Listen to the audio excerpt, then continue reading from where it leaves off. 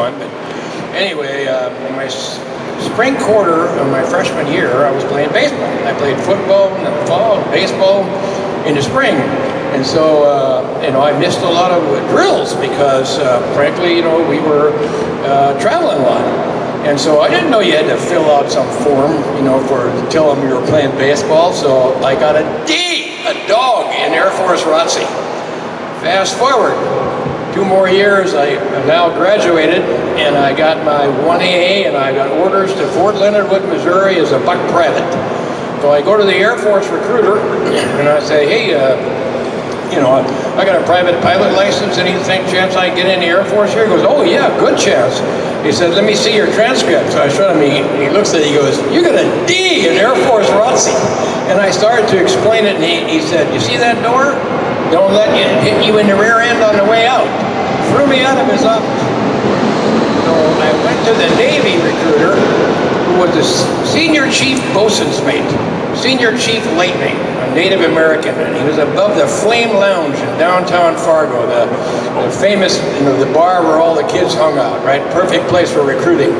So I go up there and I walk in, I said, hey, I'd like to fly, but I got a D in Air Force ROTC. And he said, I don't care whether you got an F in Air Force ROTC. He said, you have a private pilot license, and we're killing our pilots faster than we can make them. It was 1967, 66. And so he said, if you pass this test, I'll have you out of this snowstorm onto the sunny beaches of Pensacola, Florida in 2 months. And that's exactly what happened. 28 years later, I went home. So that's kind of the story there. Okay, so my first squadron, or first airplane I flew after going through the training command, I've got a lot of adventures going through the training command. I will share one. Okay, so in those days, things were a little, anybody here go through the Navy training command? There you go. Okay, so things were a little rough. We were flying F-9 Cougars, great airplanes, real fighter planes, And so, but they also had some issues, and we had a lot of accidents.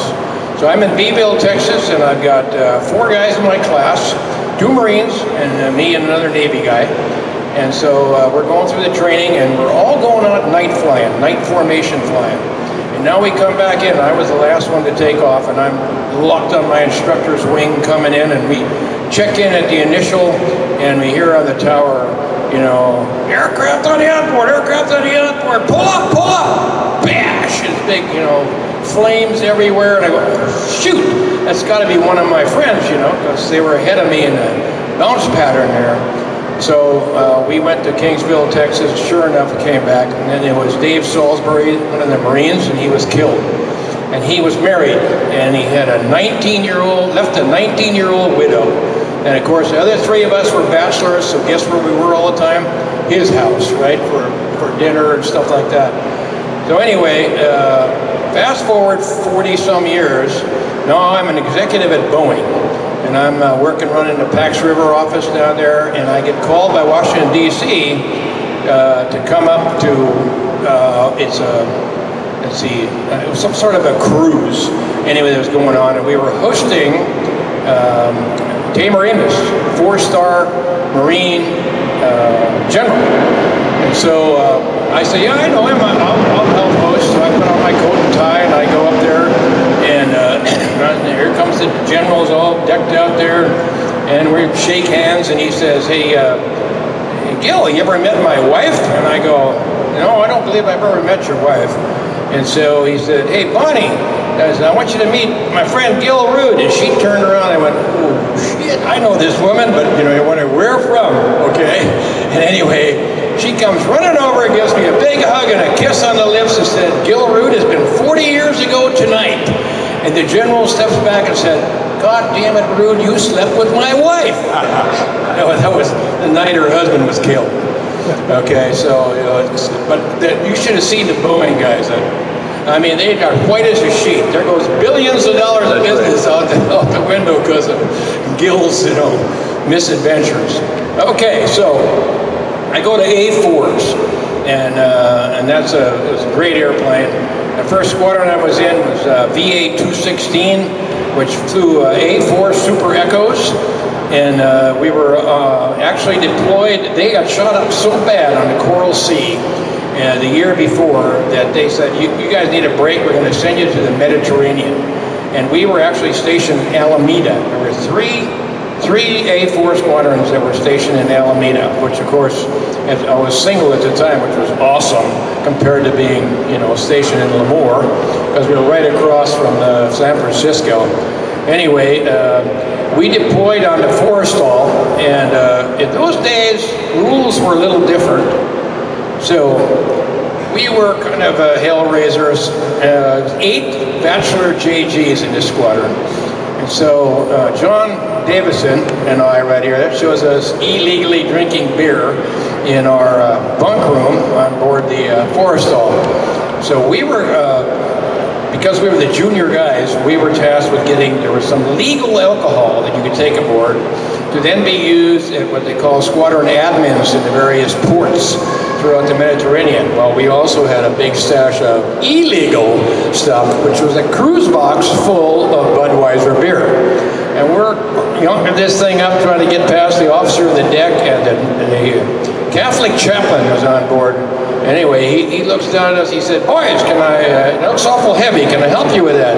What's in there? And John said, Father, that cruise box is full of Budweiser beer. And he starts to laugh and he goes, oh, you West Coast boys have such a great sense of humor. Got us right past the officer of the deck and lasted most of the cruise. Okay, so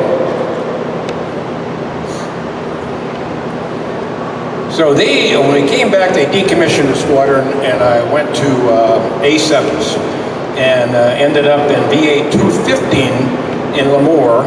And during this time, I had matured a bit. If you read the book, you'll find that there's a comedian that said one time that this good sound effect. A naval aviator is perfectly capable of love and affection.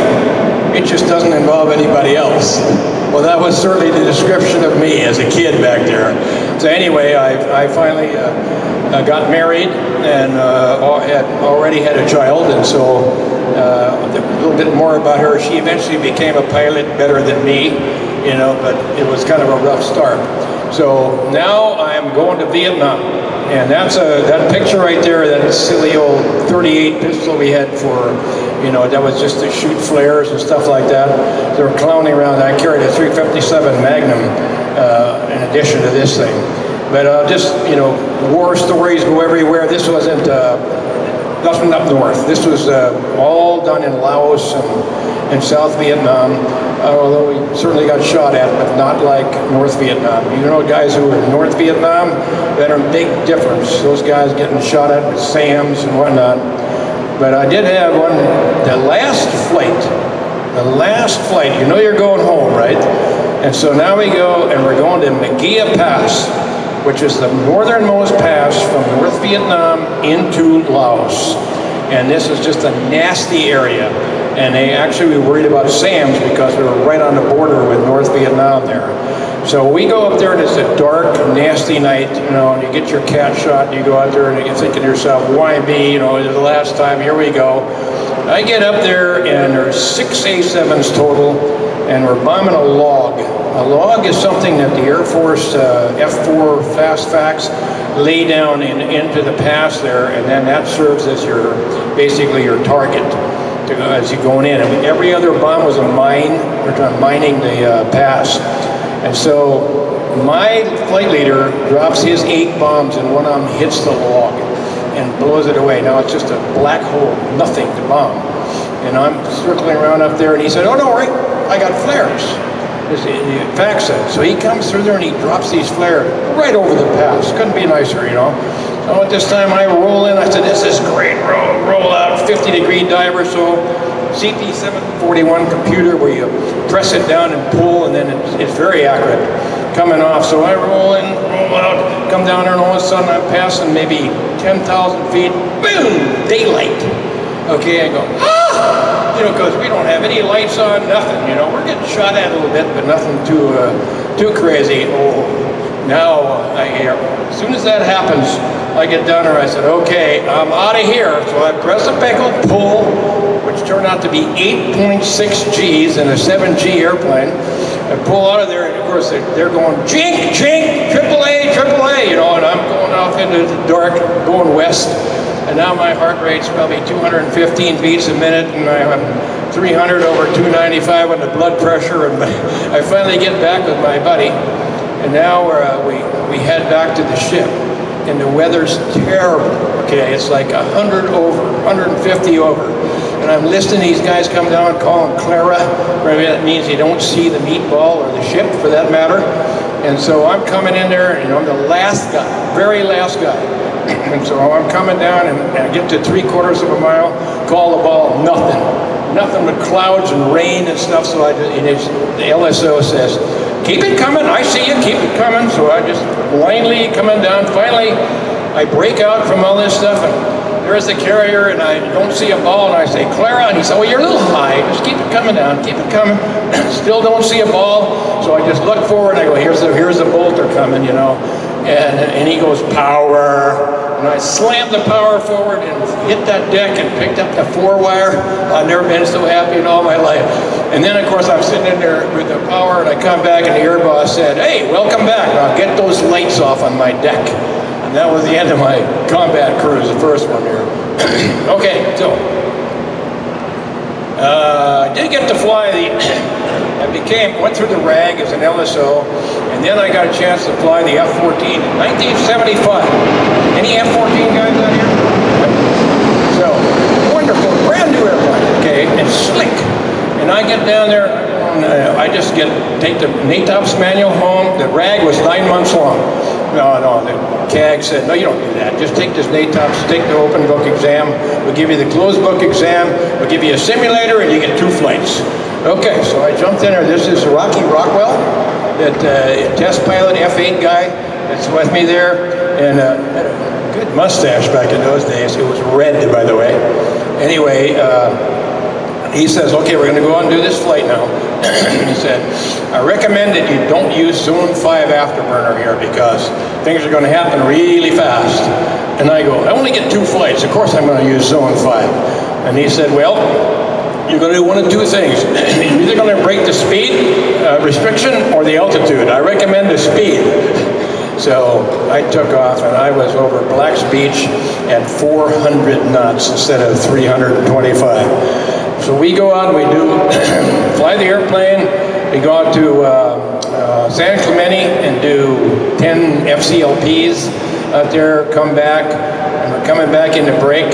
And he says, okay, you got to keep the speed down until you get to the initial, and then you can add it up. He did not define add it up. And so we get to the initial, and I figured add it up, you know, I just, Zone 5. We hit the brake at 540 knots. So I slammed it over and pulled for all I was worth, and in the back I hear, boom, boom, which means it's a switch to get the wings to come out. They were still all the way back, you know, in the brake. They come out, and I go, well, they came out automatically, it worked fine. But at the time, there was a guy named Field Day Fellows, who was the admiral in charge of Miramar. And he had one of those radar guns to check airspeed of airplanes coming into break. Fortunately, he wasn't out there checking our speed, or we'd probably been in the hack for a month or so. Okay. So, this is my 5-year-old daughter. She's coming out to greet me, breaks through the crowd line, coming out to greet me when I got back from getting my 100th landing on the Enterprise during the evacuation of Saigon, okay? And so, 20 years later, this is me coming out to greet her when she got back from her 100th landing on Enterprise. We are the only father-daughter combination in the world to share Centurion status on the same aircraft carrier. And so there was a lot of father-sons, but not father-daughters. The other part of this is that young lady there won the tailhook flying an E-2 Hawkeye against 4 F-18 squadrons. No heads-up display, none of that stuff. So within our own family, you know, I'm kind of second fiddle to her, and she will say, Dad, how many traps do you have? And I say, 786. No, how many do you have without a heads-up display? the HUD, you know, which makes it a lot easier to land. Anyway, we have a lot of fun. So she just retired. She was the first woman commanding officer of an E-2 Hawkeye squadron and the first woman Commodore. They had all the E-2s in the whole United States Navy. Married, 2 kids, husband is a captain at United Airlines. You know, this can be done. For those of you who got daughters or granddaughters out there, encourage them. It's not about ethnicity or gender, it's about science, technology, engineering, and math. And luckily I met this beautiful woman on the beach in Pensacola, Florida, who was a math and physics teacher, not an agricultural economist like me. Okay. So I was the commanding officer of VA-192 Golden Dragons on the USS Ranger. And we made a cruise out there, and I was blessed with some of the best pilots ever. This is a fellow named Stanky Tallman, who was my LSO, and he was a heck of a pilot. His right landing gear there is up. And he brought this thing in and landed the airplane, and it actually, we flew that airplane in 3 weeks, which is just amazing. And so also with these kids, we obviously did well on the tail hook and so on, but these kids, 9 of these guys had their own squadrons. Can you imagine being blessed with that kind of talent? You know, they were just a superb bunch of guys who did a great job. Okay, so Blue Angels, how does this happen? Well, I used to joke that it was the Norwegian quota. They hadn't had a Norwegian flight leader in 40 years. And so I was the only one, so that's how I got selected. But really it's, the flyers are all selected by the current team, okay? But not the flight leaders. The flight leaders are selected by the Chief of Naval Air Training in Corpus Christi, Texas, and by his board consists of all of the commodores of the training command squadrons. So it's I applied, and there were 13 of us originally that applied, and then they selected 5 of us to go down for a final. Well, Blue Angels have always been and always will be probably clean shaven, right? But I had this mustache, and so did everybody else, all the other 4. Well, they all shaved their mustaches. I did not. So we go down there and we have the interview. And I had a tour as a recruiter, okay? 2.5 years flying T-34s and out of San Antonio, Texas. It was an interesting tour. And so when we went through the interviews, they said, what makes you different than the other guys, or why would you be our choice? And I said, you know, I've actually been a recruiter. That's the mission of the Blue Angels, is recruiting. And I think that's maybe what weighed toward me. Anyway, nowadays they select the guy the day that the interviews take place. In 1985, the Admiral said, I'll be in touch in a month or 6 weeks or so, and I'll call all 5 of you. One of you is going to be, one of those calls is going to be fun, the others aren't. Well, I forgot all about it. So I'm back in Washington, D.C., and my late wife was, phone rings, and it was an admiral. It's an admiral call. You know, well, usually that's unpleasant. I was a detailer, and usually the admirals are going to be whining about somebody getting assigned that they don't like or whatever. And so she said, it's Admiral Disher. And I go, oh, I know what this is. So I picked up the phone and I said, good evening, Admiral. I assume you were going to tell me I did okay, but you picked somebody else. And he said, no, I've already made those phone calls. I almost fainted. I couldn't believe it. And then he says, but he added, and shave that mustache off tonight. So that started it all. This was the last year in the A4 Skyhawk. A4 Skyhawk was an awesome show airplane. Very simple, small. It didn't burn much gas. It had a 700 degree a second roll rate. It was just a perfect airplane, but it was wearing out. I mean, during that year, we had to take a front end of one A4 and a back end of another and put it together to get our 6th airplane. They were just wearing out. They'd been flown for a long time. And so one of the things that we did there with the A4 is we could taxi it extremely close together because the intakes were up on the shoulders, so you didn't worry about getting foreign object damage or anything like that. You know, so you could taxi real close together. But that also meant that as a flight leader, you know, the air show started in the chocks. You know, you're taxiing out and you have to tell them everything you're doing, you know, if you're, as you're coming into park. And so an adventure later on in the year there, in Colorado, we were doing an air show there, and man, it was rough, super rough. So I was pretty, you know, we were bouncing all over the place and windy and nasty. So we land, and I'm a little bit discombobulated, and I'm taxiing in, and when we parked, we all turned in unison to park at exactly the same time. So it sounds something like this, I would say, as a boss. By 6, by 4, by 2, coming left, okay, and boom, we all swing in. Well, I miscounted, and I swung in, I looked, and there was a number 2 crew chief, which meant that number 6 had no crew chief. Okay, so now I go, oh, geez. So we pull in there, but the front man, Terry Hines, he's standing up there and he just got this big grin on his face and he goes, change, right face, forward, march. And they all marched down one airplane, turned back in, and the crowd never knew the difference. But you know, the next day, these guys must have spent $1,000 on duct tape because I came off the runway and there was a big arrow pointing here, this way, boss, not here, boss, turn here, anyway. So, my A4 adventure there. Okay, the other thing we did with the A4 was we did a 6-plane landing. This was the dumbest thing we ever did. I mean, there is a YouTube video out there right now. I think it's about maybe 4 minutes long, and it's got 7.7 million views of people watching this evolution right here, because you had to have no more than 6 knots of crosswind to do it.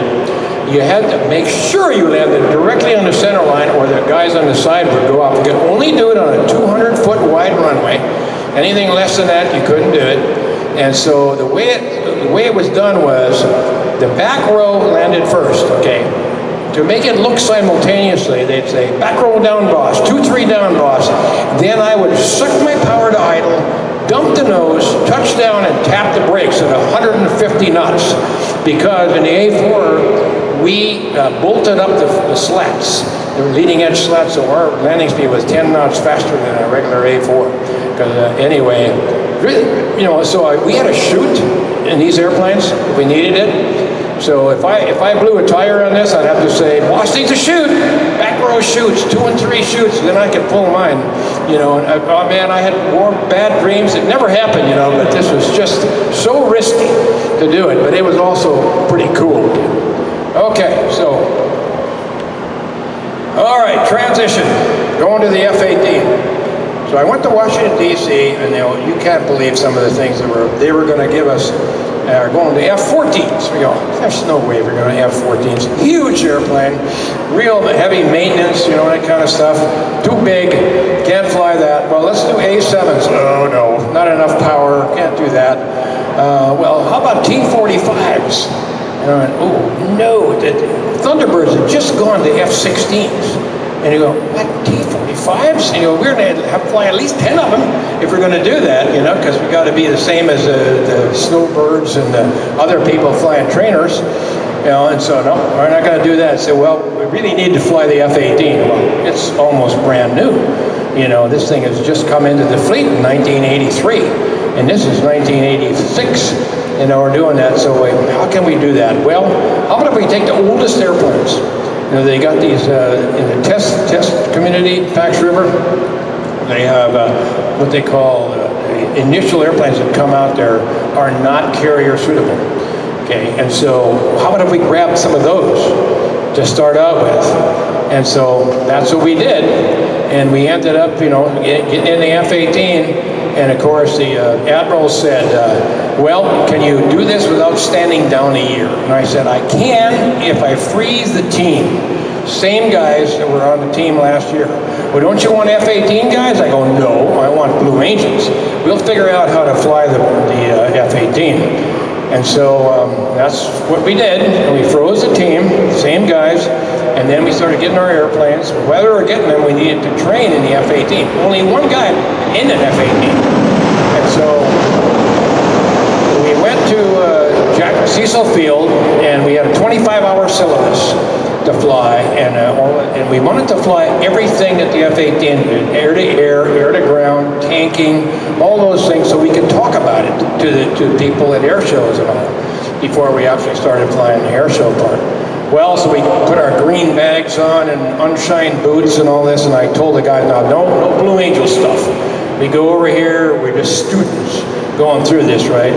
So I get in the back of this, or in the front actually, of this two-seat F-18B, was it called then, and the instructor, Steve Dallaire, I still remember him, Steve Dallaire, he's in the back, and he's a kid lieutenant, you know, I'm a commander, and he goes, okay, boss, he said, you want to do, how about a max performance takeoff? And I go, that'd be great, love to do that. So I take off, max burner and everything, pull the nose straight up, we're going up, and he said, oh, boss, by the way, there's a 10,000-foot ceiling to this thing, and I go, so I go, roll inverted, pull it out like this, roll out, you know, at 10,000 feet, and he's in the back goes, whoa, that's the first time a student has leveled out that way. I went, crap! Here I told these guys, don't do a Blue Angel type stuff, and I did it myself, so hey, don't tell any of the boys about this. Anyway, we got that done, and we headed to Pensacola. Now, keep in mind that during this time, the developmental test pilots at Patuxent River, there's operational test pilots, the VX-9, VX-5, or that kind of stuff, that fly the airplanes once the envelope of the airplane itself is taken care of. But the developmental test pilots are opening the envelope. Okay, and so we need to fly this airplane just a little bit different than what's flown in the fleet. First of all, we're going to put a spring on a stick. It takes 45 pounds of pull to get it to neutral. Okay, and so yeah, that's how they fly so damn close together. Is they have this stick. That's what's on it right now. You know, so that you cannot fly with trimming out or whatever, because you'll get this kind of stuff going. But not when you're pulling all that. And then you could like I didn't need 45 pounds of pull, so I'd get like 15 or 20, and then you could trim G. You could trim it, you know, to make it work for you. So I used to trim mine, so when I rolled inverted, you know, you're 100 feet, 400 miles an hour, going down a runway. If you get a bird strike or something, you're in trouble, right? Well, not, you know, birds tend to dive, big ones at least, and a lot of times hit the bottom of your airplane. This way they hit the canopy. And so I had mine set so if it hit me, it would actually climb inverted. Okay, so it's set for lift and 1 negative G. All right, so anyway, they're opening this envelope up, and unfortunately, they were doing a diamond roll, and the guy who did the roll got screwed up, and the wingman flew in the water, so he'd already killed one guy. Now, we're still having this go up there to see how many rolls they can do in the F-18. And so here we go. Guy is out, no, they are all mic'd up, okay, and so the engineers on the ground have got all this video going and everything, and they're mic'd up to the pilot. And so he comes out, he goes, okay, it's fortunately 5,000 feet instead of 200. And he picks the nose up and he goes, okay, here's 1, here's 2, and then you can hear a beep, beep, beep, beep, beep, beep, beep as the yaw is building up, and the thing departs halfway through the 3rd roll. And ugly, end over end departure, you know, and he's out of control, and so he goes, holy crap, it's the S word, but I want you said here, holy crap, holy crap, holy crap, he's all the time, and he says, and then it starts down, and he's still, holy crap, I got it, and he pulls it out at 500 feet. Okay, in the background, you can hear the engineers saying, eject, eject, eject. If that had happened, there probably would be no F-18 air show. And that's how close we came. You know, but in the meantime, we're out there working up an air show. So what are we going to do with this airplane? First, we want to do everything we did with the A4. And we could do most of it, especially in Diamond. Then we said, what else can we do? Well, somebody had a video of the Polish Air Force MiG-29s doing a loop on takeoff. I mean, they were same way, same day. They weren't even close to each other, right? We said, you know what? I think we can do this. So me and number 2, we took off and we did this So when I left it in burner, left it in burner, left it in burner, on the backside, I went, ah! And we were going fast, coming down and pulling all this G's. That didn't work. So we kept going, coming out of burner until we were coming out of burner at 90 degrees and nose up. And from then on, it's a battle to slow down. Amazing, you know. You watch them this end of September when they come in here, the Super Hornet, you'll see the smoke come on, about 90 degrees nose up. You know, and then from then on, is battle to slow down on the backside. The other thing we did, to this day, the Blue Angels are the only flight team in the world that can do a dirty loop. Gear down, 4 airplanes, do a loop. Now the tough part of that is, again, on the backside coming down, is the speed, okay? And so when we tried this the first time, we got her up over the top, coming down the backside, speed, I don't know what the gear speed was, but it was based on the gear doors. All the gear doors went off. So we go, whoops, and they go, no problem, boss, we'll just, we'll put them back on there and we'll weld them in and we'll make them stronger than they used to be, and you can do this thing, you know. So those are the things we did, just amazing. And we only, the Admiral had said when we started, are you going to be able to do this safely? You know, I said, well, it's going to be tough, but I'm not going to kill anybody. He said, well, but I might lose an airplane. He goes, well, I don't want to hear that. I said, well, Admiral, you asked me the question. I mean, there's so much we know. And so that first year, we did not have an inverted fuel pump. We just had a baffle. When you rolled inverted, it had a baffle that trapped the fuel for 45 seconds of inverted flight at basic engine. Well, one of the solos was out there screwing around with an outside loop, and he figured he could do it in basic engine right about this spot here, and he ran out of airspeed, so he taps the burners, boom, out of gas. So he jumped out of that airplane, and that was the only one we lost, that frame. Okay, so, oh, look at that, the distance there. So you guys, how many guys have watched the Blue Angel documentary that's out there? If you haven't, it's really good. It's on Amazon Prime. Anyway, they worked their way up to something called the Yankee formation, which is 12 inches of separation between airplanes. Okay, so we normally in this maneuver were 18 inches apart. But when that video came out, my number 4, Pat Walsh, who ended up as a 4-star admiral, a sink pack fleet before he finally retired, he called me up and he said, boss, we were doing the Yankee, you just didn't know it. When we came in, we were 12 inches apart. When you see this right here. So, okay, and that's way closer than anybody else flies, believe me. We had a formation called Well Clear, where I didn't have to tell them what I was doing. Fleet Parade was what that was. Okay, so everything else is inside of that. All right, and I should probably give an example of when you're flying that close as the flight leader, you have to tell them everything you're doing. Okay, so I'll give you an example. We're coming off a maneuver, and so I'll tell them, we're behind the crowd setting up for the diamond roll. Coming left, coming further left, a little pull, a little more pull, ease in the pull, rolling out, the diamond roll. Smoke on, up we go, and on the G you go, up we go, and then I go, okay, and on the K the roll starts. Okay, because they've got to, they're so close to you that you can't do like this or, you know, or not tell them ahead of time what you're going to do. Okay, so Ronald Reagan, great guy. I mean, this was 1988, and he's getting ready to go to Russia to see Gorbachev.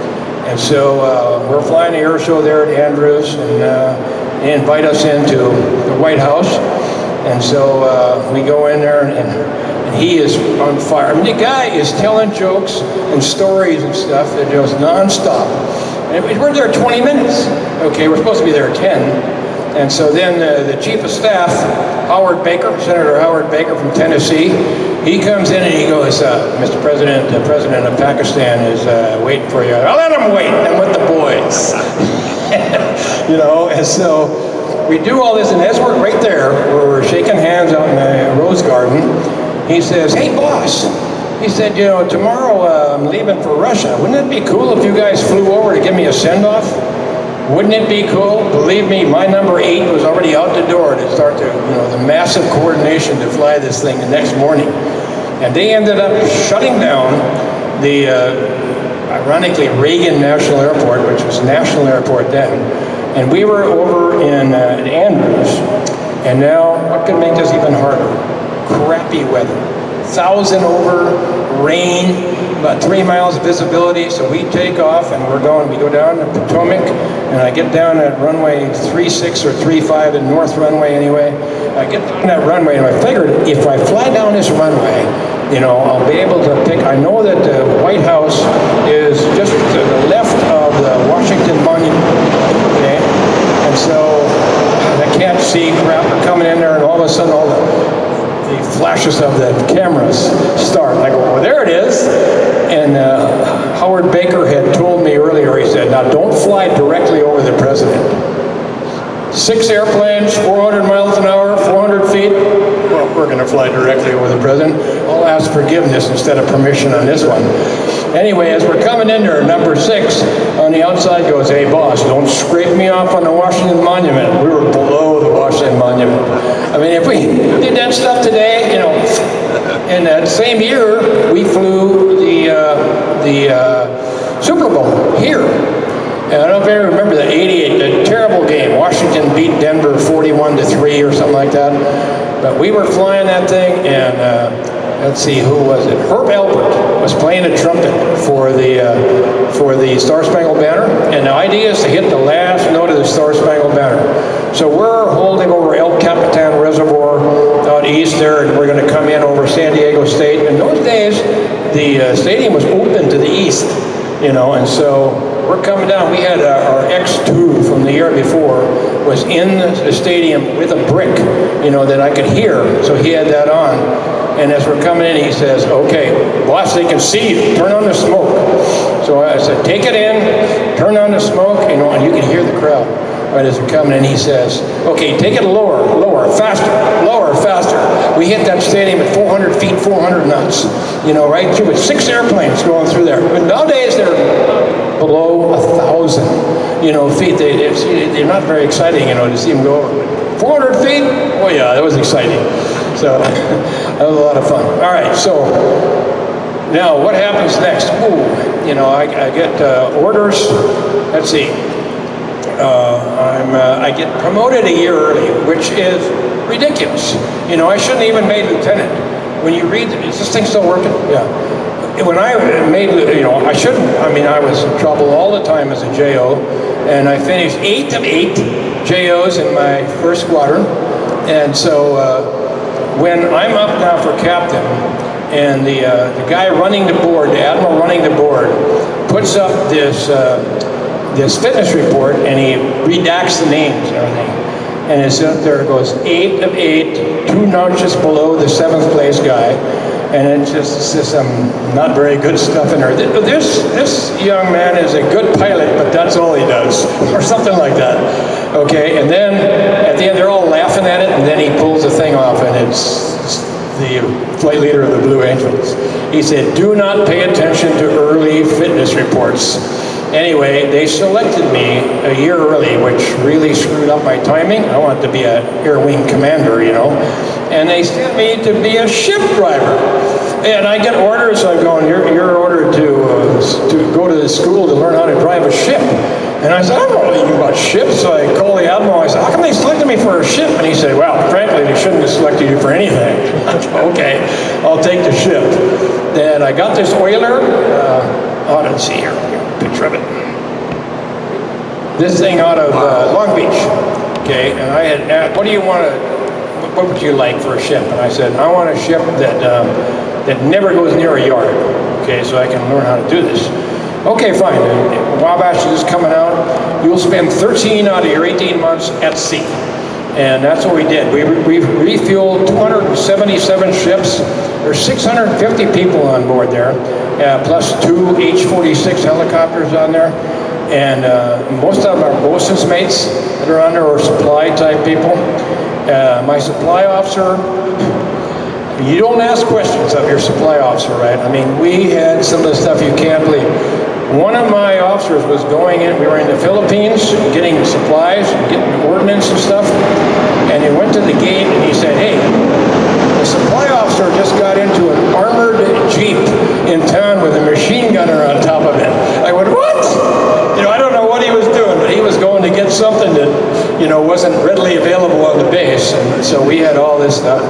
It was a lot of fun, a lot of great kids on this ship, and when I first got there, the navigator checked on board. Okay, so now, you know, I'm a Navy, right? I don't know anything about ships, but I got an XO, who was an academy guy, and had his act together, so that was kind of taken care of. The navigator comes, and I said, oh, okay, what's your experience? He said, well, I've never been to sea. What? He'd never been to sea. He was a reservist that came on active duty, so that's kind of what you're dealing with there. So anyway, I did that for a year and a half, and then I was lucky enough to be selected for an aircraft carrier. And this is a big deal. Jesus. You know, I felt pretty good about going to this because I'd had so much sea time. We steamed that oiler 55,000 miles, basically 2 cruises. You know, so I had a lot of experience coming through this, but now I go to this carrier, and it's just the opposite. Everybody is awesome. Everybody that works on there is just fantastic. And if you're in San Diego, your whole crew, you get all the guys, mostly fighter guys out of Miramar, and S3 guys, helicopter guys who want to stay in San Diego. And so they don't turn down, they get a ship, they'll take it. You know, so I had all those great guys. And I guess my noticeable or memorable thing about being on the captain of a carrier is, you know, we took it around the horn. It was coming out of Philadelphia, it was in Mayport, Florida, Jacksonville, and then I'd take it around the horn. And it was in June, which is December down there, and it was rough. I mean, snowstorms and whatnot, we got all the way through that and got it back here. And then I'm on flight orders, so most of the guys, especially the nuclear power guys, they just blow it off. They don't go flying. I went flying. I flew S3s. Now I've become single piloted, so you could be in the right seat, fly it, and get flight time there. And then I stayed currently F-18, and so, but I hadn't flown in quite a while, so we were doing an air-to-air 4v4 against F-14s. And we're coming in there, and I'm getting all fired up, and I got my radar up there, and I'm going through all these things, and then boom, we merge, and of course, big dogfight and stuff, and we land, and the instructor says, so, Captain Rud, what was your radar picture when we merged? And I said, I knew how much gas I had in every tank on that airplane. I'd gone one too many pushes, and it showed me every bit of gas I had and no radar. So I wasn't real proficient at that, but at the time, Barney Kelly was Think-Pack Fleet. He would not let us, the captains of ships or the cargoes, the admirals, fly off their own carrier. And so that was not a lot of fun, but I could fly ashore, of course, which I did. Then I got a call from the Chief of Staff in Hawaii, and he said, Admiral Zalatiper is going to take over tomorrow, and he's going to send a personal four that says as soon as you're qualified, you can fly off your own carrier. Boom! Off to Namur I go into S3, jump in an F-18, get 10 FCLPs, come out the next morning, we get past buoy 1 out here in San Diego, I go, Gator, you got it. And off I go to get my 10 landings, and from then on I flew off my own ship, which was pretty cool, to say the least. In fact, that's my last landing. I was 50 years old, 1994, and I got my last landing on board the ship right there. And a little bit about that flight. We were in a massive exercise off Okinawa, Japanese ships everywhere, and so I knew that if I asked the Admiral permission to fly, they'd turn me down. So I didn't. I'll just ask forgiveness. It's my last day here anyway. So anyway, so I called down to VFA 151's ready room, and I said, hey, Commander Trotter, so how about you and I, we go out as a spare or whatever on this next launch? He goes, you got it, man. We'll go out for an ACM hop, Air Combat Maneuvering. And so I go, okay, so you got to bring this stuff up here because there's so much going on. I'll put my gear on up there, we'll brief here, and you lead, you know. So we get down there, I get fired off, we go up, and of course we're having a blast, right? To the point where I got a little low on gas. Okay, so I'm up here now, I go, shoot, you know, I'm pretty low on gas here. So about that time, kind of like the hand of God, here comes the S3 out of Okinawa. They had some meeting in there, and they come out and they said, hey, I got 3,000 pounds to give. Anybody need any? Vigilante too could use the drink. So I slipped in there and I got 3,000 pounds of gas, which was more than I needed. But then I pulled up to the side and they put the hose back in, and then I go, okay, this is pretty cool. So I wave and I go, lit the burners, pulled the nose straight up, and Victory rolled out of there. It was gone, right? Well, unbeknownst to me, in the right seat was the Admiral, my boss. Okay, and in the jump seat was the CAG. Okay, so the XO of the S-38 was flying the S-3, and the Admiral says to him, he said, hey, who was that flying that F-18 and showing off, burning up my gas? And he said, well, that was the skipper. And he said, well, you tell Commander Trotter. Oh, I wasn't Commander Trotter. What do you mean it wasn't Commander Trotter? Oh, that was Captain Rud. And the Admiral goes, oh! He looks down at the carrier down there, he goes, Admiral, CAG, Captain of the ship, who the hell's in charge? And the PS-38 guy, well, I assume on the bridge it's the navigator. Anyway, there are a lot of reasons why I never got past the captain in the world, but that was certainly one of them. Okay. So, this is what I fly today. This is an Aviat Husky. And I keep this down at Brownfield. This is a really fun airplane. I mean, this thing here is a Super Cub on steroids. 180 horse, those tires you see there are 31-inch bush wheels. And they got 10 pounds of air in them. Now, the bad thing about this airplane is, by the way, I still have that farm in North Dakota, and my cousin leaves a dirt strip out to my cabin where I can land it and keep it in the summertime. Anyway, I'm coming back last summer, and there was a terrible headwind, right? I mean, 60-mile-an-hour headwind. I'm going over the Rocky Mountains, okay? And if you've ever come down Highway 70 from Denver to where it meets into Highway 15, just north of Cedar City, Utah, so there's a pass there. And so I'm only like 300-400 feet above the ground, but I'm 12,000 feet of altitude. So I'm going through, I said, I'm going to go through this pass. So I go through there, this wind is coming, and I look down, and a Volkswagen bus passed me. I mean, this is really embarrassing. I mean, I'm going 105 miles an hour, but he's, you know, it was 60 miles an hour, I'm going 50 miles an hour. You know, this Volkswagen bus, it could have been a Corvette or something, but no, it was a Volkswagen bus. Okay, so I've had, kind of like I say in the book here, I've had a blessed life. I've been the luckiest man in the world. I lost my wife to breast cancer in 2005, but I married Carol Simmons, whose husband was the CEO of VF-125 when he got glioblastoma, passed away at 45, and we've melded our families together now, and I'm just feeling really good. We used to live in Coronado. During COVID, when I'm writing the book, the real estate agent came in there, and we had a little small house right on 3rd there, the busy street. 10,000 cars a day went by our house. Anyway, he came in and said, you know how much this house can get for this house? Nah, we're going out of here feet first. This is our toe tag house, man. We love it here. He goes, well, here's how much I can get for it. We go, oh, okay then. And so we bought a place up in Rancho Bernardo on the Heights Golf Course is where we live now. But, all right, so any questions? Okay, probably covered most of this stuff. I really encourage you to watch the Blue Angel documentary, because what it shows, by the way, Amanda Lee is the first woman. And it's in it. And she was, you know, I get this all the time from where guys said, oh, she was selected because she's a woman. Or the lead solo in there that you see was selected because he's African American. No.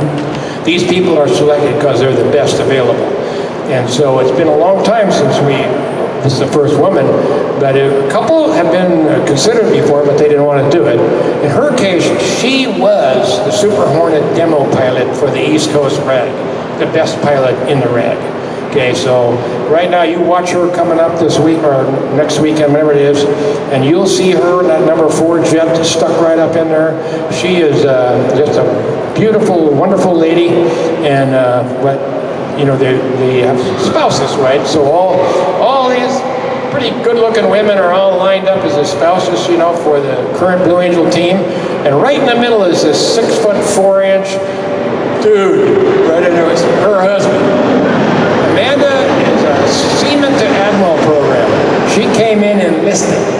Okay, she was an AT in an F-18 squadron, and they have told her, the recruiter said, you're scored so high on the ASVAB that if you do well in the first couple of years, we'll send you to college. And that's what they did. Sent her to Old Dominion, and then she went to Officer Candidate School and became a pilot. And so her husband is a Master Chief, you know, and she's a Lieutenant Commander now. But it's a great story, and that's what the movie does. It leads into what's involved with this. 300 days a year on the road. It is an amazing type of thing to look at. So, okay, guys, I really appreciated the chance to talk to you. And I hope I'm a docent on the Midway, by the way, so I understand what you guys do. It's a lot of fun.